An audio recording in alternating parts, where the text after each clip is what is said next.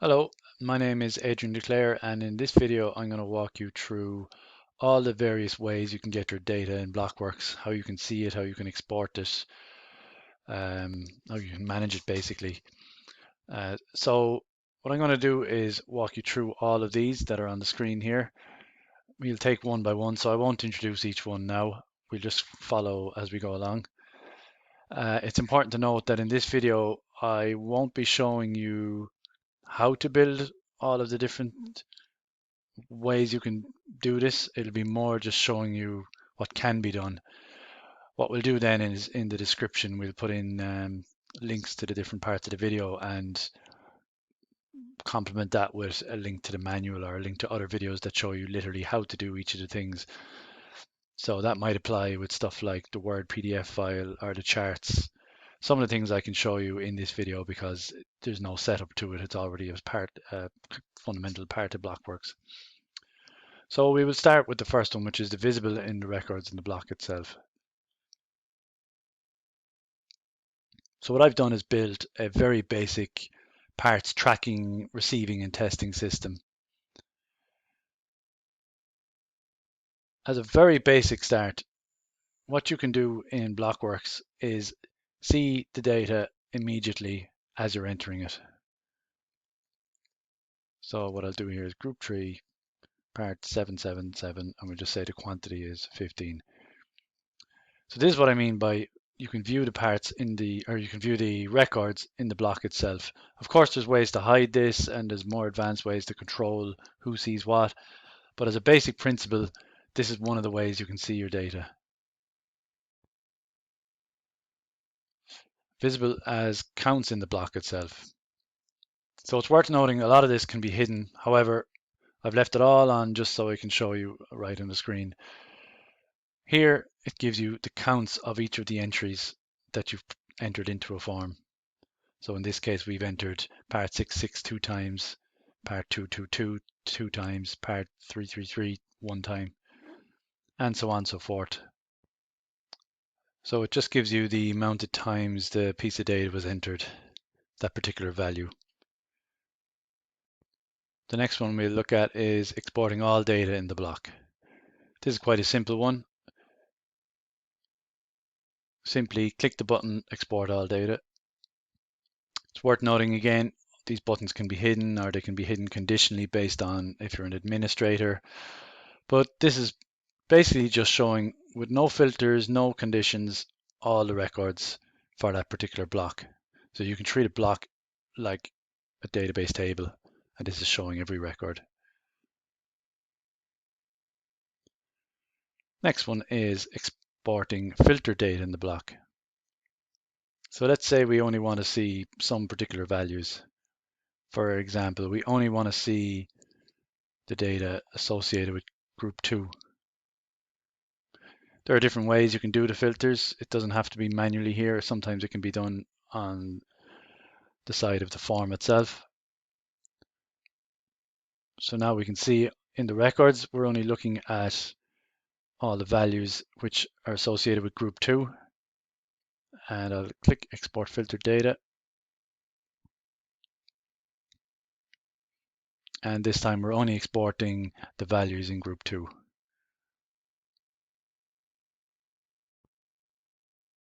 The next one I'll show you is just an example in a different block. So in this block, we're pretending to receive parts. So let's just say part 444, and we receive 3. As you can see, the records appearing here, all the same options available, filtering, and the counts down here. So you can even see here on the 3rd of October, we have 3 entries. 1st of October, we have 2 entries. So the next one we look at is the advanced reports. I'll go back to the parts list because it's such a simple kind of list to understand. Our advanced reports are ways of getting more specific data from your block. So let's just say we only want part number and quantity, and only the ones that were entered today. And then we can just say get raw data report. So it's similar to the one I just showed you, but it's just you've a bit more control over what you see. So in this case, it's just part number quantity. And you can unselect all or select all. The other one we have is the smart report. So the idea of the smart report is to give you a breakdown of the counts of entries, and it can break it down as much as you want based on the amount of fields you select. So it's a bit like this one, except you've more control over what you want broken down. So let's just have a look at one first. We just say get smart report, just the part number. And it's similar to what you could see on the screen. We can see that one entry was made for part 111, two entries for 222, two entries for 666, one entry for 777. But now you can actually break it down even further.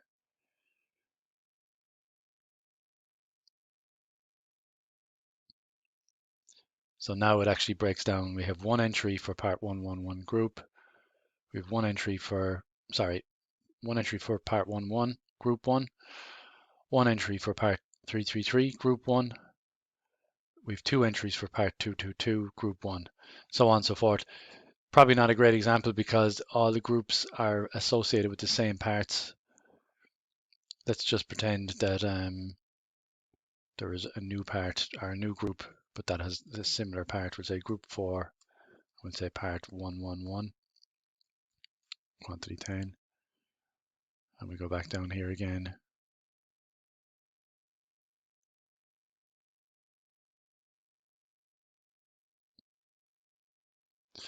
So now you can see the difference. We have one entry for part 111 group 4 and one entry for part 111 group 1. So this is great for having very complicated breakdowns of and the kind of counts. I just want to go back to this one just for a second to show you one more option for ways you can see the data. Let's say part number, date stamp, I would say timestamp, user ID. And the option is show data on screen. So instead of downloading it, you can just show it on screen. I suppose there's so many ways you can see the information on the screen now. This is probably becoming a little redundant, but it's there anyway. The next one we can do, which we will include in this section actually, is the automated reports. So if I go back to the module, again, this is only for an administrator. We can create an automated report. So let's say we want to say get the parts received. We want the quantity received, part number, but we also want another sheet that possibly has the parts, and we'll add the date here. Yeah, we want the ones part tested as well, quantity tested, and you can set the email address.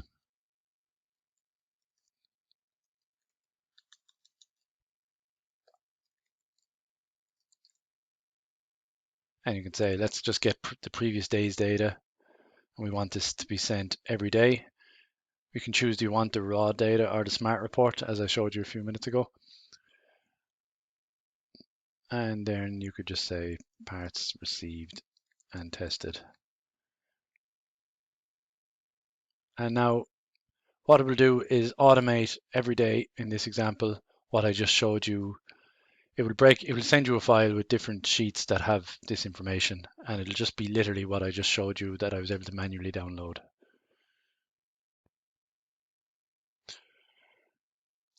The next one we're going to look at is the manage data section.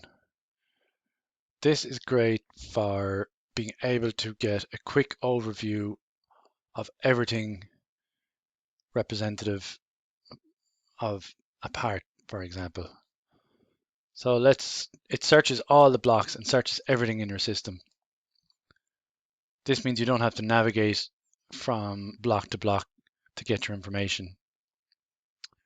There are more specific searches we can do that are used for things like performance and used for more specific accurate searches. In this case, we'll say we're looking for number.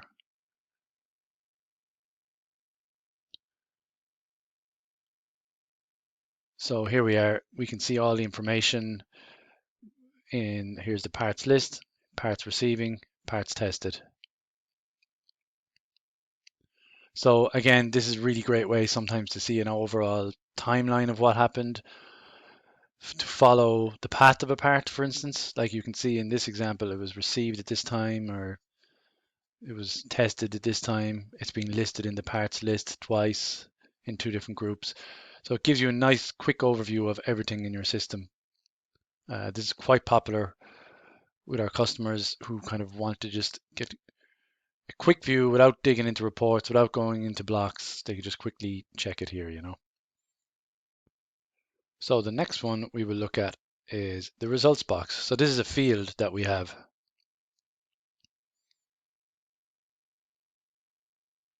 So what we do is we go back to home, we go to our module. And I've built this already just to show you, but I'll quickly go into the edit side before I load anything and show you what I've constructed.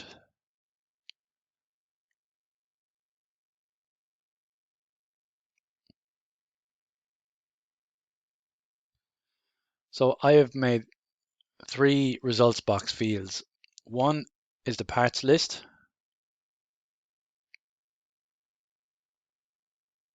And we're saying, oh, we want to get the data from the parts list by group. And this is what we want to see.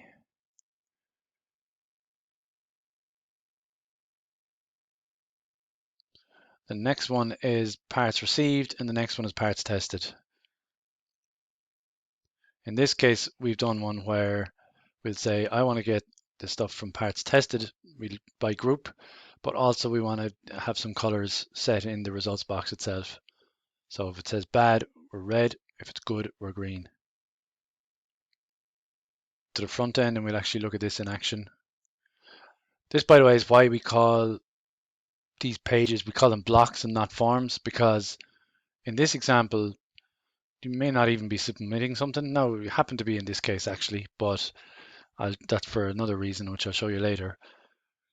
So now let's look up group 1. And as you can see, we have an instant view of our parts list, instant view of our received items, the date it was received, and instant view of our tested and whether the condition that was set was good or bad. So I'll just show you the source block for these. So parts list is this one.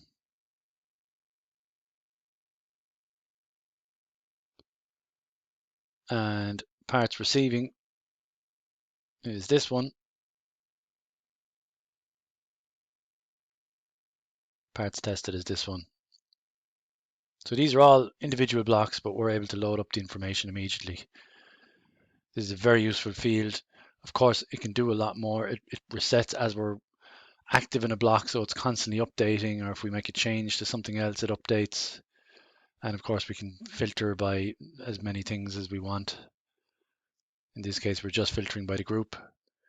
So we'll see in group 3, there is no parts received or parts tested, but group 2, we have a nice example here. So the next one we're going to look at is the Word PDF file.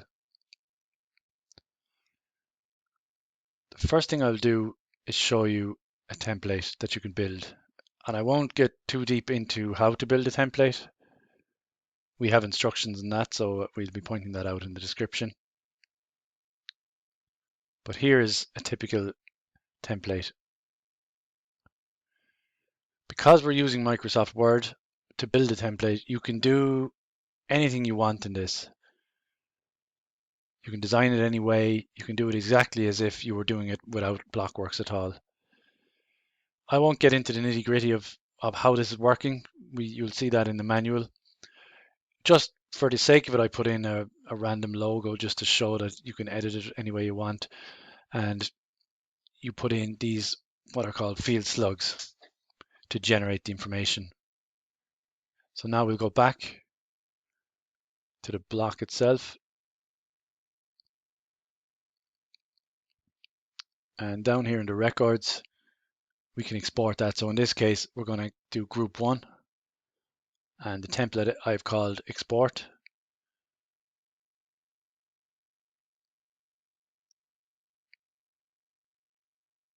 And as you can see, it builds your information. So you can build your own custom reports using this, and it can either be lists from other blocks, or it can just be information that's on that block. Like in this case, group 1 was the one we selected. So if it'd be like I did this group 1 and then I press submit. You can also do a PDF.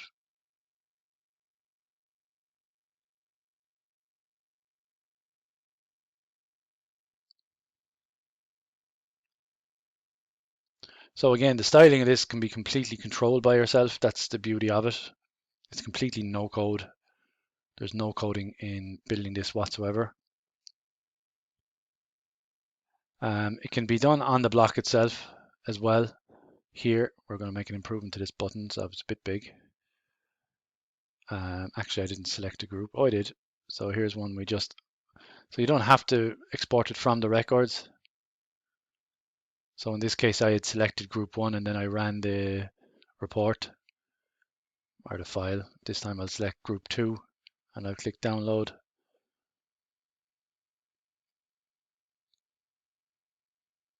And you can see group 2. So it's a really nice feature, because the fact is that you can get all sorts of information from other blocks, bring them into this block and build a nice branded report out of that for yourself. The next thing we'll have a look at is populate with total rules. So this is an important way to be able to get information about the kind of stuff you're receiving. So there was some counters you could see, but this is going to be much more powerful. So totals overview. Just close this again.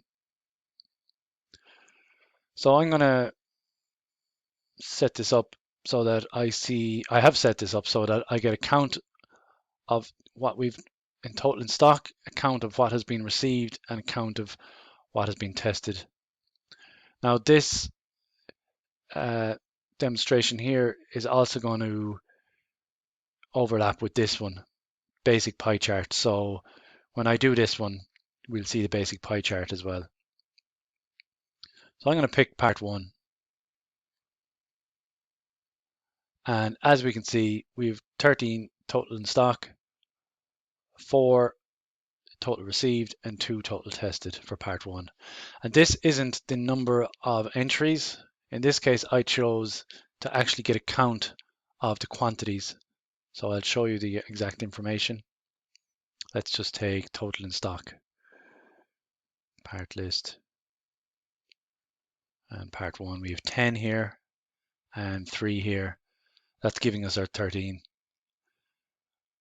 And we'll just change the color so that we can see this here. And we have total received and total tested. So that's the basic pie chart which I've set up. And so it's basically a chart that I've set up to compare these two values. You can add as many fields to have this work. So in this case, it's total received, total tested, 4 and 2. So 4 and 2. Let's do another one. Total is 21, total received 2, and total tested 8. So we'll just look at that information here. So we go back to received for part 2222. And as you can see, quantity received is 2. And we'll do tested.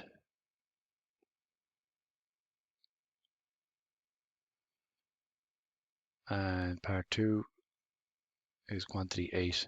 So this is getting the total count of the quantity. And I've done that in the rules.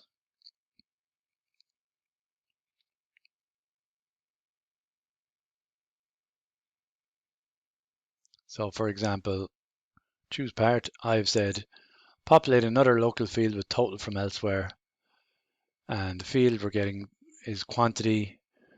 The local field we want to populate is total in stock, and we're counting the numeric totals. So we're not counting the number of entries, we're counting the actual numbers and adding them up.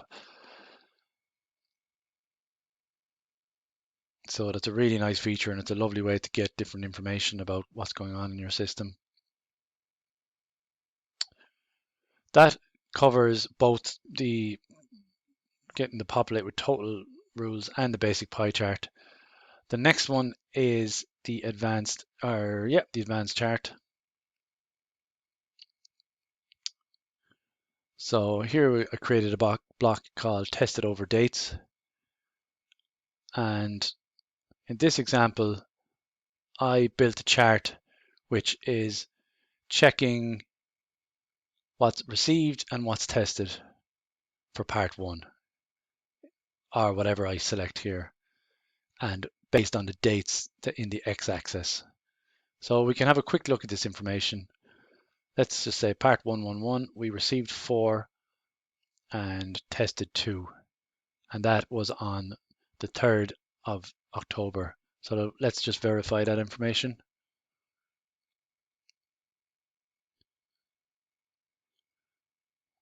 So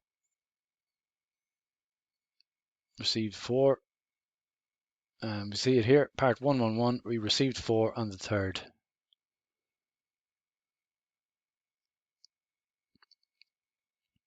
And we tested 2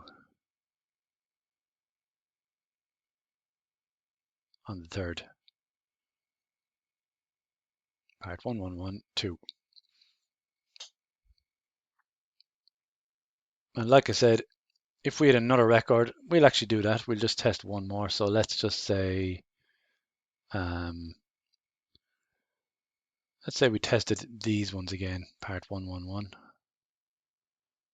And we say quantity tested 13, condition good.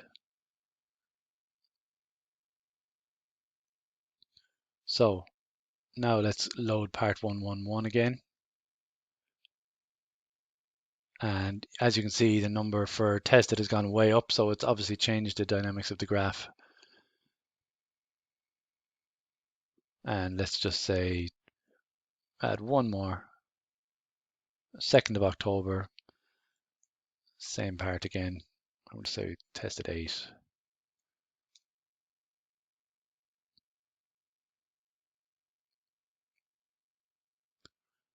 Now I just need to switch it and switch it back to reload. We also have a button, but as you can see now on the 2nd there's 8 here. I'll give you a quick look at the edit side, but I won't go into detail.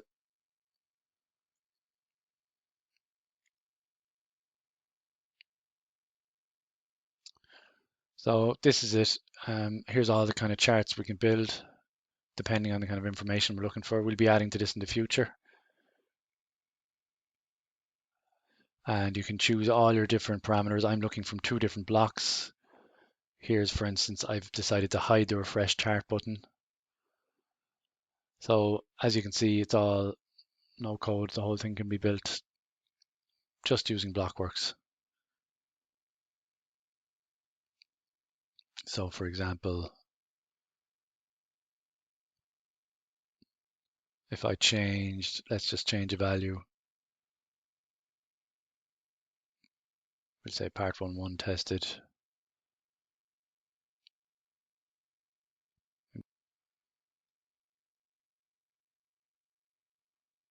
And refresh data. You can see that dropping down. Soon we'll be having what's called WebSockets, which will feed this information constantly to the graph without you having to press anything, which would be pretty nice. Moving along. So our next one, that's the advanced charts, and like I said, it's pretty limitless how far you can go with that and the kind of counting you can do, whether it's just counting records or counting quantities or matching several things against each other, not just counting directly one item, we'll say. So the next way you can get your information is from mails. So that's emails basically. So I set up one in advance, a mail alert, parts condition, And the idea was that I'm going to send this block alert demo. I'll quickly show you the editor. This is basically an alert to say that parts were tested and they're not in good condition. And this is the information that I can feed into the mail alert. So I'm using a thing called Mailinator, which is a handy way of just checking mails publicly, basically. Don't do any private information with this, obviously.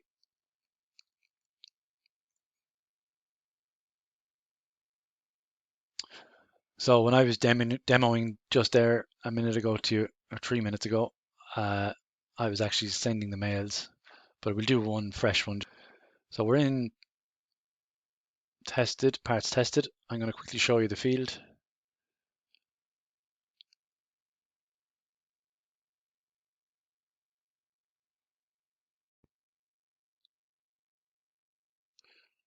So in this field, we're saying use the mail alert that I just showed you, which is the one we set up in the admin section.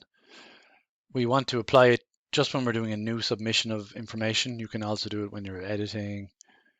You can also add a button so that when you can send it manually without having to rely on a submission, or you can run on a schedule which allows you to set up the mail alert to check the records over certain frequencies of time and dates and stuff like that. We're just doing a basic one here. We're saying apply this on a new submission. One other thing we're doing is we're adding as many conditions we want to determine if we're going to send this email or not. So in this case, we're saying the field condition, that's just a coincidence that the field name is called condition in this case, bad.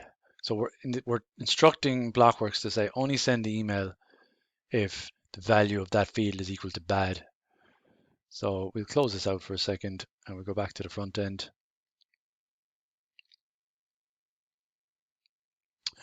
We'll do a good one first. And you should even notice a slight difference. It submits instantly and the mail didn't go through. So we can see the last one that was sent was 7 minutes ago. Now we'll do another one. I will say bad.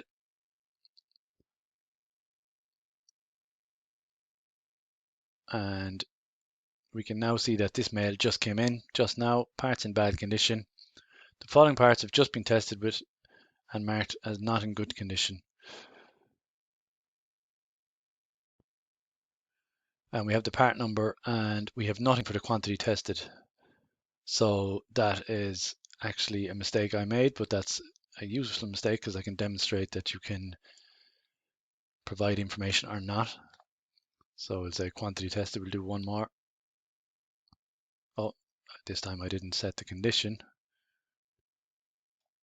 So I will say bad. And we go back to the inbox just now. And here we can see the following parts being tested. Part number 323, quantity tested 1. And that's pretty much, that's just a very, very basic overview of the mail alerts. It's quite powerful again. It's a bit like the Word document generation. There's all sorts of ways you can pass information into the mail. And more importantly, the kind of schedules you can set to check records. So it's useful for things like maybe checking your stock. So you could have a mail alert running every day to check your stock, and if it goes below 2, then an email gets sent to say you're low on stock, things like that. So the final thing we're going to look at is the API, and that's one other way you can get your information from Blockworks. So we can go to our documentation. It's manual.blockworks.com/blockworks-API. We'll be building all our endpoints over the next while. We're going to keep adding to them as we go along. But for a very basic one, we have getting data from a block. This particular one only has one parameter which is required, which is the block ID. The rest of them are all optional, but they're very useful. So you can choose what's the limit on the amount of results you get back and the current page. So this is the equivalent of navigating through your records on Blocworx. Reverses the data coming back. You can choose the date to and from for filtering purposes. So what I've done is, just to speed things up, I've already built up one in Postman. So for example, in this case, we're getting the information from the parts list, which has block ID 7584. And when I come here, this is how the information is presented back to us. So we have the timestamp, a few other bits of information about the different fields, group, quantity, and some other information for more advanced users, which we can talk about in later videos around the IDs of the records themselves. So for now, that's pretty much most of the ways you can get information from Blocworx. Outside of that, it really is a matter of how creative you can get with your ideas and how you can use the rules and parameters. So really, this video is only a light overview. You can get deeper and deeper and get all the different types of exports and different types of information on the screen once you get to know Blocworx a bit better. Hope you enjoyed the video. Thank you. Bye bye.